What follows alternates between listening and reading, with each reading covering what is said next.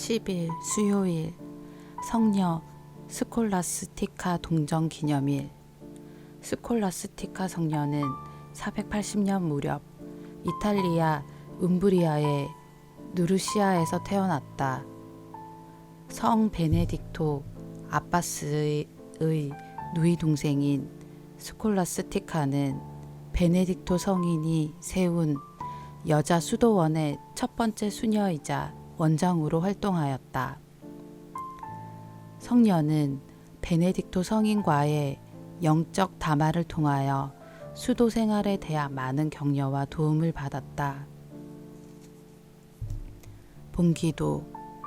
주님, 복된 동정녀 스콜라스티카를 기억하며 비오니 그를 본받아 저희가 깨끗한 마음으로 주님을 사랑하고 섬기며 주님 사랑의 행복을 누리게 하소서.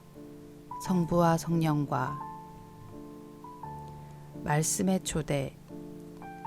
하느님께서는 사람을 빚으시고 에덴 동산에 두시어 그곳을 일구고 돌보게 하신다. 예수님께서는 사람 몸 안으로 들어가 그를 더럽힐 수 있는 것은 없다며 사람에게서 나오는 것이 사람을 더럽힌다고 하신다. 제1독서. 주 하느님께서는 사람을 데려다 에덴 동산에 두시어 그곳을 돌보게 하셨다. 창세기의 말씀입니다. 주 하느님께서 땅과 하늘을 만드시던 날 땅에는 아직 들의 덤불이 하나도 없고 아직 들풀 한 포기도 돋아나지 않았다. 주 하느님께서 땅에 비를 내리지 않으셨고 흙을 일굴 사람도 아직 없었기 때문이다. 그런데 땅에서 안개가 솟아올라 땅거죽을 모두 적셨다. 그때에 주 하느님께서 흙의 먼지로 사람을 빚으시고 그 코에 생명의 숨을 불어넣으시니 사람이 생명체가 되었다. 주 하느님께서는 동쪽에 있는 에덴의 동산 하나를 꾸미시어 당신께서 빚으신 사람을 거기에 두셨다. 주 하느님께서는 보기에 탐스럽고 먹기에 좋은 온갖 나무를 흙에서 자라게 하시고 동산 한가운데에는 생명나무와 선과 악을 알게 하는 나무를 자라게 하셨다. 주 하느님께서는 사람을 데려다 에덴 동산에 두시어 그곳을 일구고 돌보게 하셨다.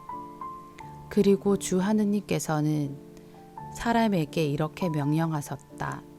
너는 동산에 있는 모든 나무에서 열매를 따 먹어도 된다. 그러나 선과 악을 알게 하는 나무에서는 따 먹으면 안 된다. 그 열매를 따 먹는 날 너는 반드시 죽을 것이다. 주님의 말씀입니다. 하느님 감사합니다. 복음. 사람에게서 나오는 것이 사람을 더럽힌다. 마르코가 전한 거룩한 복음입니다. 그때에 예수님께서 군중을 가까이 불러 그들에게 말씀하셨다. 너희는 모두 내 말을 듣고 깨달아라. 사람 밖에서 몸 안으로 들어가 그를 더럽힐 수 있는 것은 하나도 없다. 오히려 사람에게서 나오는 것이 그를 더럽힌다. 예수님께서 군중을 떠나 집에 들어가시자 제자들이 그 비유의 뜻을 물었다. 예수님께서 그들에게 대답하셨다. 너희도 그토록 깨닫지 못하느냐? 밖에서 사람 안으로 들어가는 것은 무엇이든 그를 더럽힐 수 없다는 것을 알아듣지 못하느냐?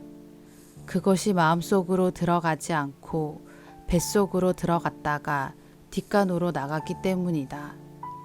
예수님께서는 이렇게 모든 음식이 깨끗하다고 밝히신 것이다. 또 이어서 말씀하셨다. 사람에게서 나오는 것, 그것이 사람을 더럽힌다. 안에서 곧 사람의 마음에서 나쁜 생각들, 불륜, 도둑질, 살인, 간음, 탐욕, 악의, 사기, 방탕, 시기, 중상, 교만, 어리석음이 나온다. 이런 악한 것들이 모두 안에서 나와 사람을 더럽힌다. 주님의 말씀입니다. 그리스도님 찬미합니다. 오늘의 묵상. 오늘 독서에서 선과 악을 알게 하는 나무, 우리가 선악과라고 알고 있는 나무가 등장합니다. 그리고 우리가 아는 것처럼 아담과 하와는 뱀의 유혹으로 선과 악을 알게 하는 나무의 열매를 먹고 맙니다. 아담과 하와는 하나님의 유일한 금지 명령을 어겼습니다. 선악과 이야기를 마주할 때마다 우리는 의문이 생깁니다. 전지전능하신 하느님께서 인간이 그것을 먹을 것이라는 사실을 모르셨을까? 그 사실을 알고 계시면서도 선악과를 준비하신 것인가? 그렇다면 하느님께서는 좋으신 하느님이 아니시라 인간을 악에 빠지게 만드시는 하느님이 아니신가? 그러나 창세기의 저자는 우리가 의혹을 제기하기보다는 다음과 같은 사실을 알도록 우리를 초대합니다. 선과 악을 알게 하는 나무 옆에는 생명나무도 함께 있었지만 아담과 하와는 그 나무를 바라보거나 그 나무에 손을 대지도 않았습니다.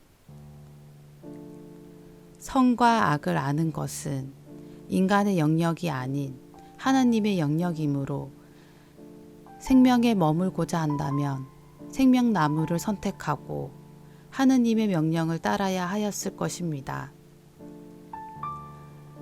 그러나 사람은 이러한 사실을 거부하고 자신의 길을 걸었기에 죽음을 맞이하게 됩니다.